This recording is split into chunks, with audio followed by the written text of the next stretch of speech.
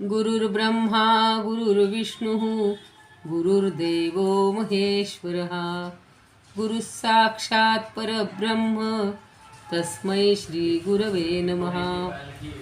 वसुदेवसुतं देवं कंसचाणूरमर्दनं देवकी परमानन्दं कृष्णं वन्दे जगद्गुरुं।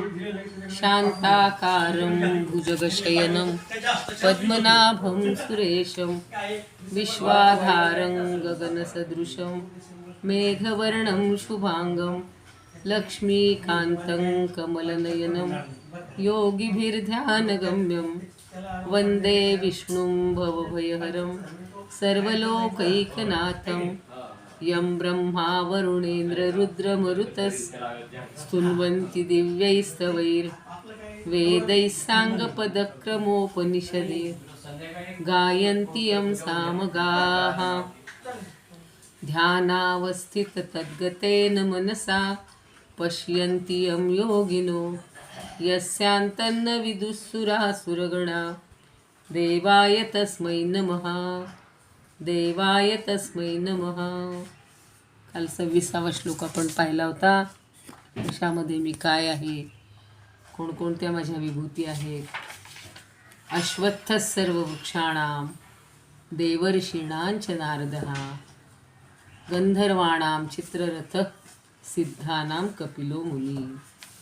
त्या कपिल मुनींनी आपल्या मातेला सगळा सांख्ययोग किंवा सांख्य दर्शन, सांख्य तत्वज्ञान हे सांगितलेलं होतं। तसं आता म्हणून ती विभूती मी आहे असं भगवंत आपल्याला सांगतात। आता काय म्हणतात बघा,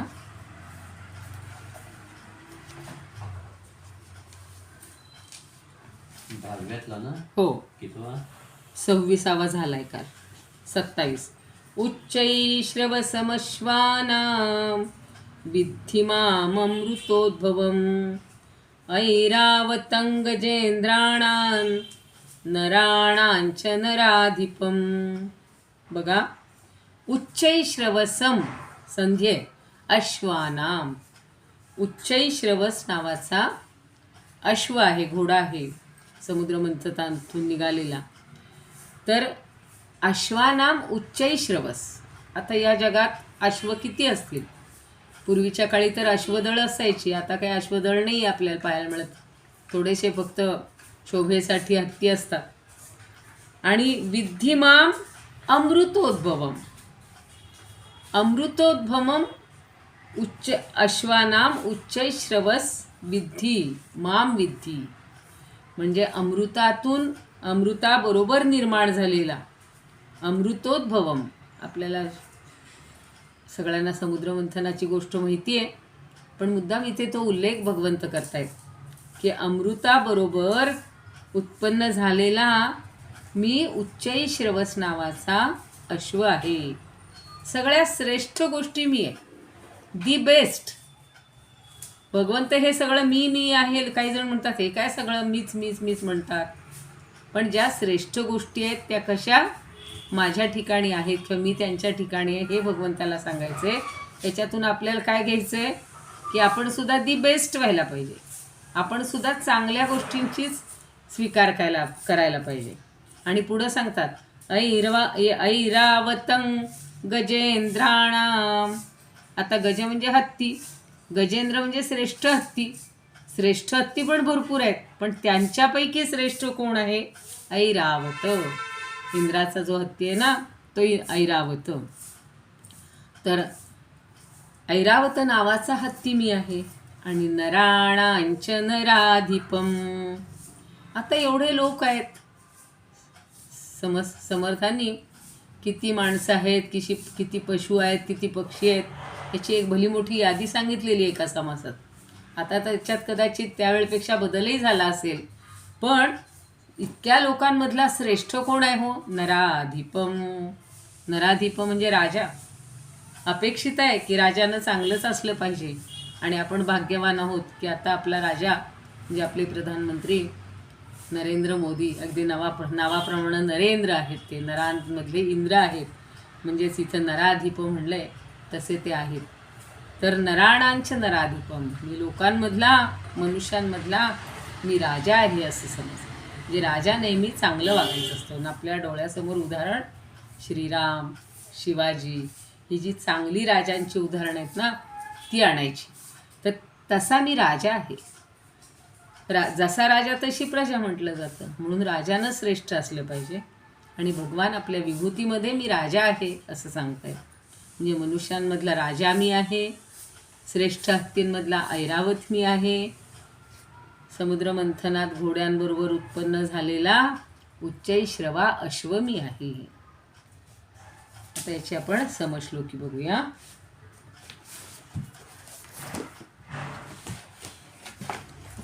अश्वी उच्चैश्रवा जो मी, निघालो अमृतातुनी. इथंच सगळं कळतं. विनोबा इतकं छान सोपं ह्याच्यात सांगून देतात. अश्वी, अश्वी म्हणजे अश्वांपैकी. उच्चैश्रवा जो मी, निघालो अमृतातुनी. ऐरावत गजेंद्रात, मी नरात नराधिप. ऐरावत गजेंद्रांमध्ये, गजेंद्रांमधला मी ऐरावत आहे आणि नरांमधला मी नराधिप आहे.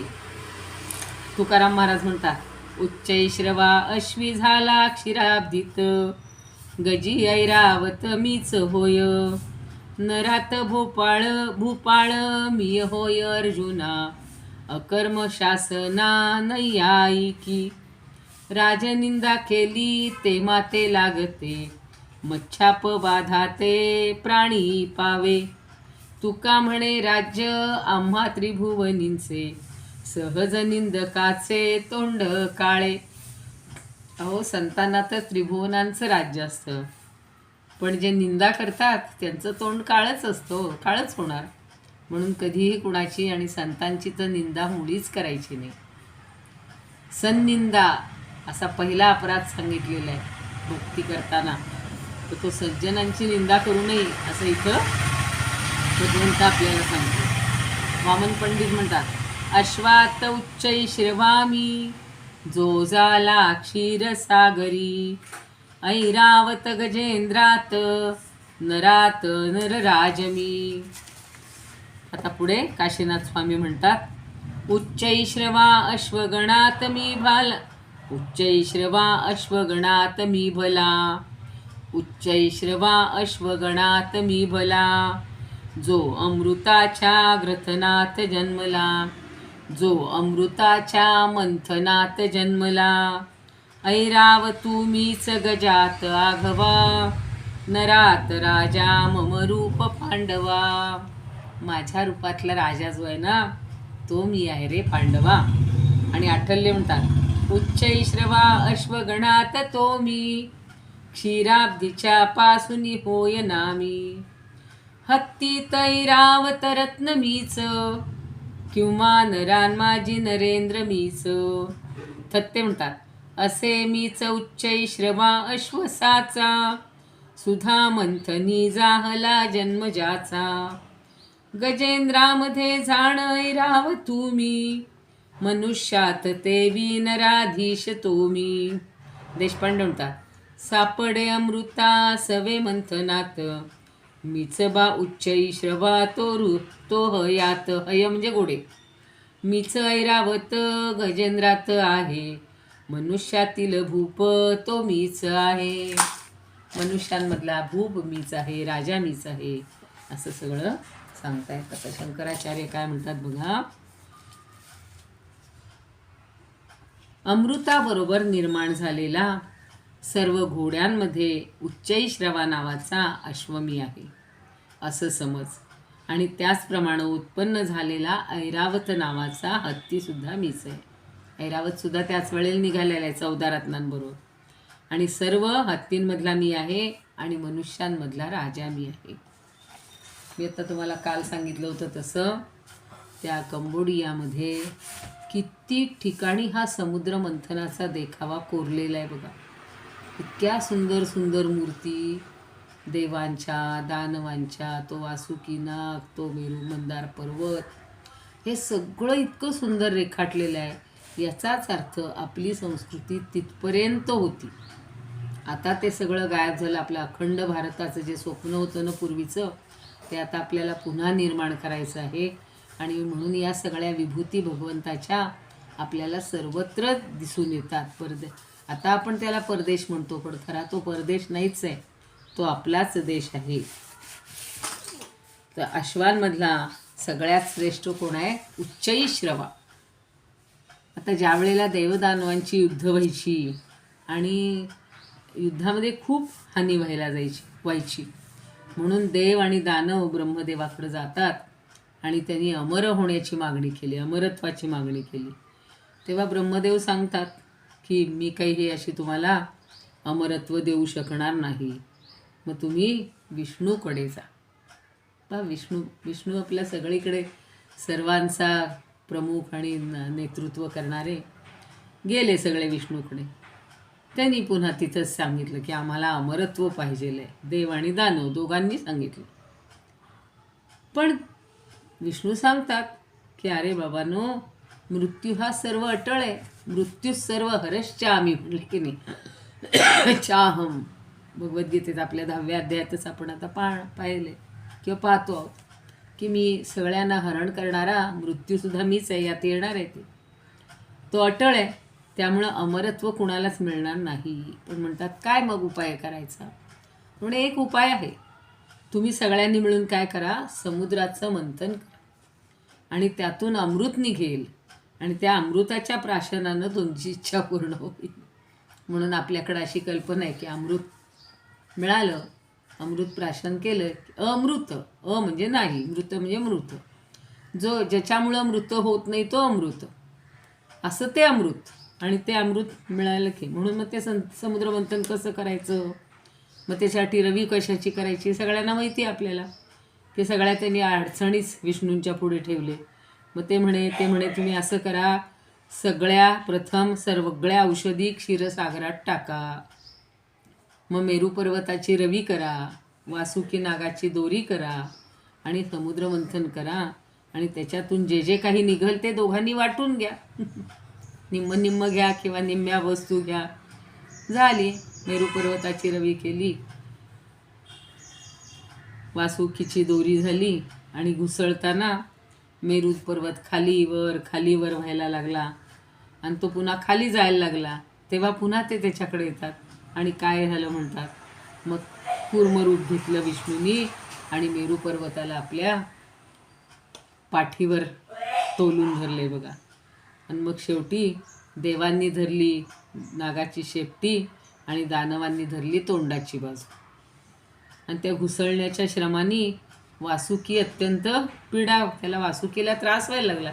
सोपं आहे का हो एखाद्याला दोरीसारखा वापर करणं? आणि मग त्याच्या तोंडातून सगळे विषाचे फुटकार बाहेर पडायला लागले. त्यामुळं दानवांनी ती बाजू धरल्यामुळं दानवांना खूप त्रास व्हायला लागला. पण जाऊ द्या, का आपण काय म्हणतो, थोडे कष्ट केलेले परवडले.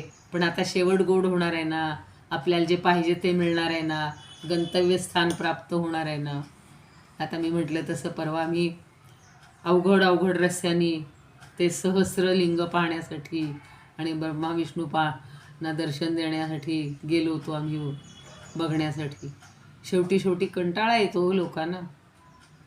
अगदी आमच्या इकडे कळसुबाईला जाताना तीच लोकांची हे होते. सातारच्या इथे जरंडेश्वर म्हणून आहे, अशी उंच ठिकाणं आहे. तिथे शेवटच्या टप्प्याला आपण, आणि वैष्णोदेवी आणि गिरनार हे पर्वत तर खूप जण यात्रा करतात, तरी हल्ली तिथे हे झालेले आहेत रोपवे वगैरे. पण ठीक आहे, ते समुद्र मंथनातून एक रत्न बाहेर पडायला लागलं बरं का. 14 रत्न बाहेर पडली. तर पहिलंच हलाहल पडले बाहेर, म्हणजे विष. दुसरी निघाली कामधेनू, तिसरा निघाला हा उच्चैःश्रवा, चौथा निघाला ऐरावत हत्ती, 5वं निघाला कौस्तुभ, म्हणजे छान रत्न निघालेलं आहे. कल्पवृक्ष 6वा, 7व्या अप्सरा निघालेली आहे, 8वी लक्ष्मी निघाली आणि 9वी आहे कन्या रूपात, वारुणीच्या रूपात, म्हणजे मद्याच्या रूपात आलेली आहे. 10वा आहे धन्वंतरी, अमृतासह आलेला आहे बरं का तो, हातात अमृताचा कलश घेऊन. पारिजात, चंद्रमा, पांचजन्य, आणि भास्कर. तर अशी ही सगळी रत्न आली आणि मग त्यातला उच्चैश्रवा आणि ऐरावत ही 2 रत्न ही इंद्राला मिळालेली आहेत. म्हणून ती इंद्राने नंतर वेळोवेळी कुणाकुणाला ती मदतीला म्हणून दिलेली आहेत. नेहमी बघा इंद्र अशी मदत करणार आहे. आणि उच्चैश्रवाचा उपयोग भगवंत कलियुगाच्या शेवटी कलंकीचा अवतार घेतील असं ते करणार आहेत, त्यावेळेला करणार आहेत. तर उच्चैश्रवा म्हणजे हा अश्व इतका श्रेष्ठ आहे की त्याचा वेग वायूपेक्षा सुद्धा भन्नाट जास्त आहे. आणि केवळ एक शस्त्र किंवा तलवार हे उच्चैश्रवाच्या साह्यानं भगवंत कलियुगाच्या अंती दुष्टांचा संहार करतील, म्हणजे त्याचा उपयोग शस्त्र म्हणून करतील आणि मग हे कलियुग आपलं संपेल असं म्हटलेलं आहे. तर हा उच्चैश्रवामी आहे. सगळ्यात श्रेष्ठ हत्ती आणि घोडा हे दोन्ही त्यांनी स्वतःची रूपं सांगितलेली आहेत. आणि ऐरावत दोन्ही सांगितली. आणि नरांमधला राजा मीच आहे.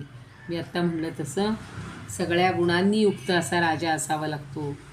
तो शासन करतो, सगळ्या प्रजेला सुखात ठेवतो आणि प्रजानुरंजन हे राजाचं मुख्य ध्येय असलं पाहिजे. म्हणून रामाच्या वेळेला राम का सगळ्यांना प्रिय झाला होता की लोकाभिरामम श्रीरामम. तो लोकांना फार आवडत होता हो. छान दिसत होता म्हणून नाही, त्याच्या गुणांनी. कधी कुणाला दोष द्यायचा नाही, सगळ्यांच्या उपयोगी पडायचा, मधुर बोलायचा, स्मितहास्य करायचा आणि प्रत्येकाबद्दल दया करुणा ठेवायचा. आपण बघा एवढासा छोटासा जरी गुण प्रत्येकाने ठेवला. आता म्हणलं तर हा छोटा आहे, पण म्हणलं तर फार अवघड आहे बरं का. कुणाशीही कडू बोलायचं नाही, मधुर भाषी आणि मधुर हास्य. सगळ्यांकडे बघून जर आपण छान मधुर हास्य केलं तरी लोकांचा क्षीण कमी होतो. कुणाबद्दल वाईट बोलायचं नाही, कुणाचं वाईट करायचं नाही, नेहमी सर्वांच्या उपयोगी पडायचं आणि अत्यंत मधुर बोलायचं. एक शब्द पहिला मधुर वाणी जर असेल ना आपली, सगळं जग आपण जिंकून घेऊ शकतो. आणि तेच राजानं करायचे. पण राजाला नुसतं गोड बोलून चालत नाही बरं का. वेळ पडेल तेव्हा लोकांना दंड शासन हे करावंच लागतं. असे हे सगळ्या महत्त्वाच्या विभूती पाहिल्या. आता पुढची बघू. आयुधानाम अहम वज्रम धेनूनामस्मि कामधुक् प्रजनश्चास्मि कंदर्प सर्पाणाम अस्मि वासुकी. आता पुन्हा तेच आहे. आयुध म्हणजे शस्त्र, संधी आहे छोटासा. आयुधानाम अहम वज्रम. या शस्त्रांमधलं वज्र मी आहे. वज्राची सुद्धा सगळ्यांना गोष्ट माहिती असेल. आणि धेनूनाम अस्मि वासु कामधुक्. गायी भरपूर आहेत जगात. श्रीकृष्णाच्या वेळेला तर गाईच गाई होत्या, गोधन म्हणायचे. वृंदावन काय, गोकुळ काय, सगळा त्यांचाच खजिना होता. पण कामधुक्, कामधुक् म्हणजे कामधेनू. सगळ्या गायींमधली श्रेष्ठ कोण आहे हो गाय? कामधेनू. वसिष्ठांकडे होती, स्वर्गामध्ये असते. की काम म्हणजे इच्छा, धुक म्हणजे पुरवणारी. आपली इच्छा झाली रे झाली की ती लगेच ती गोष्ट पुरवते. जमदग्नींकडे पण होती. अशा ठराविक लोकांकडे ती कामधेनू असते. आणि ही कामधेनू मीच आहे. गायींमधली कामधेनू मी आहे. धेनुना. आणि प्रजनहाच अस्मि कंदर्प. प्रजन म्हणजे प्रजोत्पत्ती, प्रजोत्पत्ती करणारा. च म्हणजे आणि, अस्मि म्हणजे आहे. कंदर्प. कंदर्प म्हणजे कामदेव. अहो शास्त्रोक्त रीतीनं प्रजोत्पत्तीचं कारण मी आहे. आता कामला वासना शब्द जोडला गेला बघा. कलियुगामध्ये काम हा पुरुषार्थ नाही राहिला, काम ही वासना झालेली आहे. आणि म्हणून इथे भगवंत सांगतायत तो कामदेव आहे, काम पुरुषार्थ आहे. की अगदी शास्त्रानुसार धर्मानुसार प्रजोत्पत्ती करणारा जो आहे तो कामदेव मी आहे. म्हणजे त्याला टाकाऊ नाही म्हणलेलं. धर्म, अर्थ, काम आणि मोक्ष चारही पुरुषार्थ तेवढ्याच महत्त्वाचे आहेत. नाही तर मग ही प्रजा कशी वाढली असती जर तो कामदेव नसताच अस्तित्वात तर, आणि तो पुरुषार्थ म्हणून मानला नसता तर. म्हणून धर्मानुसार अर्थ, धर्मानुसार काम ह्या गोष्टी मिळवायच्या. तर धर्मानुसार मोक्ष, चारही गोष्टी या आपल्याला धर्मानुसार करायच्या. नराणाम आणि मनुष्यानं, सर्पाणाम अस्मी, इथे संधी आहे छोटासा. सगळीकडे मस्मी मस्मी म्हणजे अस्मी, अस्मी म्हणजे आहे. सर्पाणाम अस्मी वासुकी ही, आत्ता सांगितलं ना, वासुकी सर्पाची दोरी केली होती, तर तो वासुकी एवढा श्रेष्ठ आहे आणि म्हणून तो मीच आहे. सर्पराज वासुकी मी आहे. खरं म्हणजे हा असा अर्थ आपल्याला समजूनच गेलाय. काय त्यात समजून घ्यायचे हो, की शस्त्रांमधलं वज्र मी आहे. आता हल्लीची तर शस्त्र, परवा मला एक विद्यार्थी विचारत होता मनाच्या श्लोकाचा, की म्हणे सगळ्यात मोठं शस्त्र कुठलं आहे हो सध्याच्या काळातलं पॉवरफुल. आता हल्ली जे नवीन निघाले मिजाईल अमुक तो, पण हे जे शस्त्र आहे ना वज्राचं, हे अत्यंत श्रेष्ठ आहे. ते कधी नष्टच पावत नाही. जसं रामाचा बाण होता अमोघ, तो जाईल त्याला मारूनच परत येणार, नष्ट करूनच येणार. तसं हे वज्र आहे, की अवघड अवघड लोकांना किंवा अवघड अवघड अत्यंत दुष्ट अशा राक्षसांना किंवा दुष्टांना नाश करूनच ते परत यायचं. बरं, पाहूया आता त्या एकेकाचं थोडंसं महत्त्व बघूया.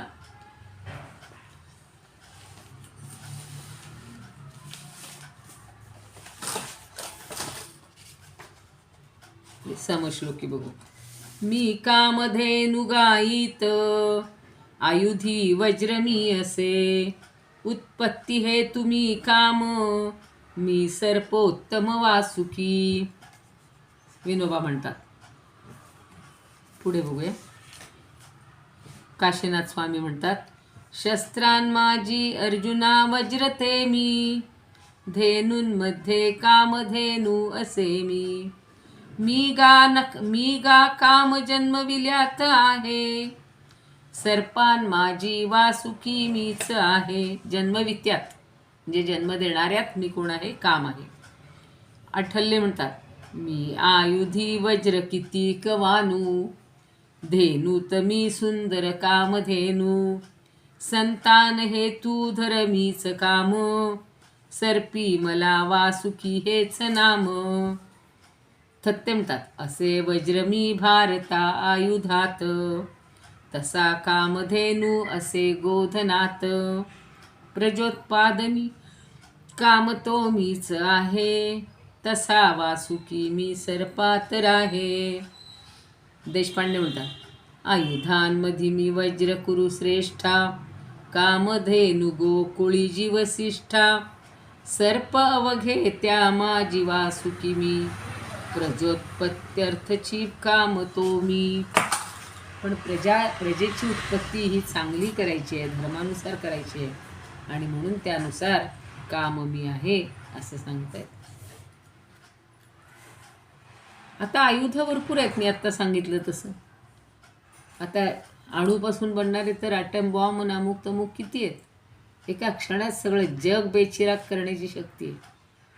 पण या विज्ञानाचा उपयोग आपण जग बेचिराग करण्यासाठी करायचा आहे का जगाला सुरक्षित ठेवण्यासाठी करायचा आहे, हा विवेक आपल्याकडं पाहिजे. आता ह्या ऐश्वर्य आणि मद ह्या एका नाण्याच्या दोन बाजू आहेत. देवांकडे असतं ते सत्व असतं, सत्वगुण असतो, आणि देवसुद्धा सत्व तमगुण, सत्व रज तम ह्या गुणांनी युक्त असतात. पण सत्वगुणाचं त्यांच्याकडे जास्त असतं, अधिष्ठान असतं. आता इंद्राला सुद्धा कधी कधी खूपदा म्हणजे व्यवहारातला जो इंद्र दाखवला आहे, तो वेदांमधला इंद्र फार सामर्थ्यशाली, पराक्रमी आणि असा तो लोभी वगैरे नाही दाखवलेला. पण पुराणांमधून याच्यामधून इंद्रदेवाला थोडा ऐश्वर्याचा गर्व असतो, मद असतो असं म्हणतात. आणि एकदा तो इंद्र दरबारात आपलं त्याचं नृत्य वगैरे अप्सरांचं करमणुकीत रमलेला होता, आणि त्याच्या दरबारात एकदा प्रवेश करत असलेल्या बृहस्पतींकडं त्याचं दुर्लक्ष झालं बरं का. आणि बृहस्पतींकडं दुर्लक्ष झालं, त्यांनी त्याची दखल घेतली नाही. आपल्याकडे बघा मोठा कार्यक्रम असेल, आपण ज्यांना निमंत्रण दिलं असेल, की आपल्या गावातले आपल्या भागातले जे प्रतिष्ठित असतील त्यांना आपण निमंत्रण देतो आणि ते असे नंतर येतात. ते काय अगदी आपल्या कार्यक्रम सुरू व्हायच्या आधी येतील असं नाही. पण जरी ते उशिरा आले तरी आपण त्यांच्याकडे लक्ष देतो. आता हल्ली ऑनलाईनमध्ये सुद्धा बघा लगेच अमुक अमुक जॉईन झाले, त्यांचं स्वागत असो. प्रत्यक्ष ऑफलाईनमध्ये तर आपण करतोच, सामोरे जातो, त्यांना आत घेतो, बॅनर हे लावू, बॅज लावू, अमुक करू, औक्षण करू. तर तसं करायचं. इंद्राने त्या बृहस्पतींकडे लक्षच दिलं नाही. मग बृहस्पतींना खूप राग आला आणि ते इंद्राचा दरबार सोडून निघून गेले. ते परत काही काळ आलेच नाहीत. मग त्याच्या लक्षात आलं इंद्राच्या की आपल्या हातून चूक झालेली आहे. पण पूर्वी एवढंच होतं की आपली चूक झालेली लोक कबूल करत होते आणि इंद्र तर देवांचा राजा आहे.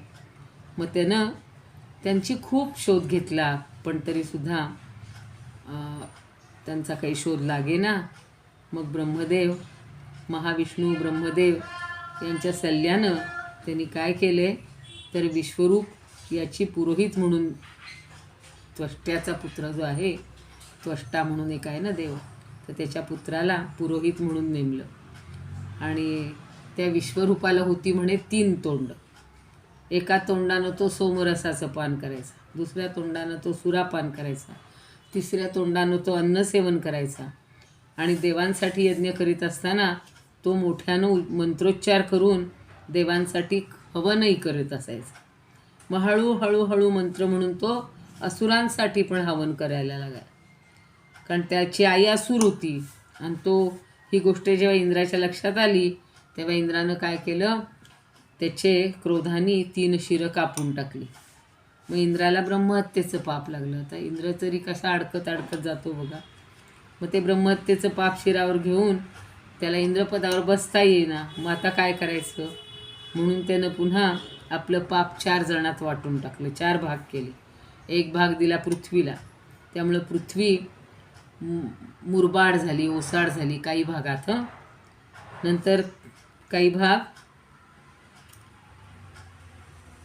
म्हणजे पृथ्वीला दिला आणि कुठेही खड्डा पडला तर तो आपोआप भरून निघल असं त्यांनी सांगितलं. काही भाग त्यांनी वृक्षांना दिला आणि म्हणून वृक्षांच्या खोडातून म्हणे असा डिंक बाहेर पडायला लागला. आणि वृक्षांच्या फांद्या तोडल्या तरीसुद्धा ती जागा आपोआप भरून येईल, त्याच्या पुढेही दुसऱ्या फांद्या उत्पन्न होऊ शकतील असं त्यांनी सांगितलेलं. आता इंद्रानं ब्रह्महत्येच्या पापाचा 3रा भाग स्त्रियांना दिला. म्हणून आपल्याकडे जे अशुद्धता म्हणू किंवा आपला जो मासिक धर्म आहे तो आपल्याला निर्माण झालेला आहे. आणि 4था भाग पाण्याला दिला, म्हणून पाण्यावर फेस येतो. म्हणून आपण कधी फेस पित नाही बघा. फेस बाजूला करतो म्हणजे तो अशुद्धता आहे आणि शुद्ध पाणी आपण पित असतो असं काही म्हटलेलं आहे. पण मग शेवटी काय झालं की इंद्रानं या विश्वरूप पुरोहिताला ठार केलं आणि ते समजल्यावर दानवांनी मोठा यज्ञ केला. त्याच्यातून एक मोठी शक्ती निर्माण झाली आणि तो म्हणजे वृत्रासुर. आणि तो वृत्रासुर काही केल्या मरत नव्हता. त्याचा आकार रूप इतकं प्रचंड होतं, भयंकर होतं की म्हणून पुन्हा सगळ्या देवांनी विष्णूंचा आश्रय घेतला, या संकटाची जाणीव करून दिली. मग त्यांनी सांगितलं दधीची ऋषींकडे जा. तुम्ही गेला असाल बघा नैमिषारण्यात, दधीचींचा केवढा मोठा आश्रम आहे, केवढं मोठं तळं आहे. आणि मग त्या दधीची ऋषींनी देवांच्या कल्याणासाठी स्वतःचा देह तिथे ठेवलेला आहे. आणि मग त्यांच्या हाडांपासून जे वज्र बनलं ते वज्र आहे, अस्त्र जे बनलं ते, आणि ते श्रेष्ठ आहे. म्हणून आयुधानाम अहम वज्रम. परस काय अनेक पुराणांमध्ये इतक्या कथा आहेत, त्यातल्या तुम्ही किती घेणार. पण निदान एवढं लक्षात ठेवायचं की दधीची ऋषींच्या अस्थींपासून हाडांपासून जे वज्र बनवलं म्हणजे ते केवढे अस्थी त्यांच्या किंवा हाडं ही टणक असणार आहेत की ते काही केलं तरी कुठल्याही शस्त्रांनी जे काम होणार नाही ते वज्रांनी काम होत असायचं. मग त्यांनी सगळं ते दिलेलं आहे, स्वतःचा प्राण देऊन सगळ्यांना वाचवलेलं आहे त्या वृत्रासुरापासून. आता कामधेनूच्या तर किती कथा आहेत तो, आपल्याला आज होईल की नाही सांगता येत नाही. पण वसिष्ठ ऋषींकडे कामधेनूची मुलगी असते नंदिनी, आणि तिच्याकडे सुद्धा कामधेनूकडे हा जो दिलीप राजा असतो तो स्वर्गातून देवांना मदत करून येत असताना त्या स्वर्गात जी कामधेनू असते तर तिला वंदन न करता तो आलेला आहे, घाईघाईत आलेला आहे. असे घाईघाईत आपण सोडायचं नाही कुणाचं वंदन, कुणाचा मान. आणि तो त्याच्यामुळं तिनं त्याला शाप दिलेला असतो, पुत्रप्राप्ती होणार नाही. तर म्हणून दिले म्हणजे दशरथाच्या आधीची सुद्धा जी काही आहे सगळी हे वंशावळ, तर त्यांच्यापासून हेच सगळं. मग त्यांना तो जेव्हा जातो वसिष्ठांकडे तेव्हा वसिष्ठ सांगतात अंतर्ज्ञानाने की तुला का तो कामधेनूचा शाप आहे, म्हणून तू काय कर, माझ्या आश्रमामध्ये कामधेनूची कन्या आहे नंदिनी, तिची तू सेवा कर, 21 दिवस सेवा कर, मग तुला पुत्रप्राप्ती होईल. खूप सुंदर आहे. रघुवंशात तर कालिदासानं इतकं सुंदर रंगवलेलं आहे. मागे कधीतरी मी सांगितली होती ती कथा, पुन्हा कधीतरी सांगू की 21 दिवस राजाने सेवा केली आणि मग त्यानं म्हणजे ते नंदिनीनं त्याची परीक्षा पण घेतलेली आहे. त्या परीक्षेतही तो उत्तीर्ण झाला आणि मग तिचं जे दूध आहे ते प्रसाद रूपानं दिलेलं आहे. राणी सुदेशना, तिचं नावही छान असतं, आणि ती गर्भवती राहिली. अशी ती कामधेनू किंवा वसिष्ठांकडे ही कामधेनू असते. विश्वामित्र भरपूर मोठा लवाजमा घेऊन जातात आणि त्यावेळेला वसिष्ठांनी त्या सगळ्या हजारोंनी आलेल्या संख्येच्या सगळ्या अतिथींचं त्या कामधेनूकडून स्वागत केलं. भरपूर प्रकारची मेवा मिठाई सुग्रास अन्न पंचपक्वान्न जेवू घातली. म्हणून विश्वामित्र खुश झाले होते की यांनी कसं काय इथे आश्रमामध्ये काही सामान नसताना केलं. व ते कामधेनूमुळं झाले कळल्यावर ते कामधेनूची मागणी करायला लागले. तर आश्रमातले ऋषी सांगतात की आमचं सगळं जीवित तिच्यावर अवलंबून आहे, तुम्ही तिला नेऊ नका. तो म्हणतो मी तुम्हाला लाखो काय करोड गाई देईन, पण ही मला द्या. म्हणजे हा जो राज आणि ऋषी यांच्यातला संघर्ष तो फार सुंदर आहे. पण शेवटी ती कामधेनूच स्वतः असंख्य सैन्य निर्माण करते आणि त्या राजाचा पाडाव करते वगैरे. खूप रामायणात ही कथा खूप ठिकाणी खूप रंगवलेली आहे. पण अशी ती कामधेनू मी आहे, म्हणजे सगळ्यातलं ज्येष्ठ श्रेष्ठ जे काम आहे ते मी आहे.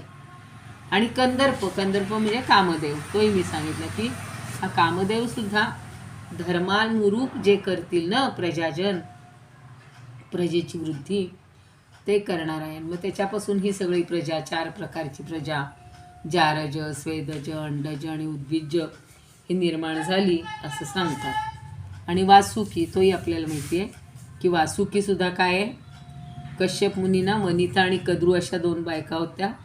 तर त्या वनितेपासून झालेला तो वैनतेय म्हणजे गरुड, आणि त्याला हे करण्यासाठी, नाश करण्यासाठी म्हणून हा वासुकी अनेक फण्यावर असलेला मण्यांच्या प्रकाशात तो पाताळातला अंधकार नाहीसा करतो. म्हणून हा वासुकी सर्प मी आहे असं सांगितलेलं आहे. अशा या काही आपण विभूती पाहत आलेले आहोत. कोणीतरी त्याची यादी करा, किती सांगितलं आहे ते कोण नंतर शेवटी मला सांगा, नाही तर मी सांगेनच.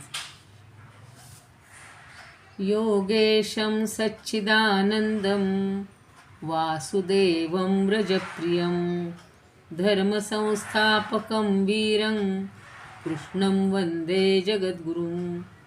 कृष्णाय वासुदेवाय हरये परमात्मने प्रणतः क्लेशनाशाय गोविंदाय नमो नमः. ओम पूर्णमिदं पूर्णात् पूर्णमुदच्यते पूर्णस्य पूर्णमादाय पूर्णमेवावशिष्यते. ओम शांती शांती शांती.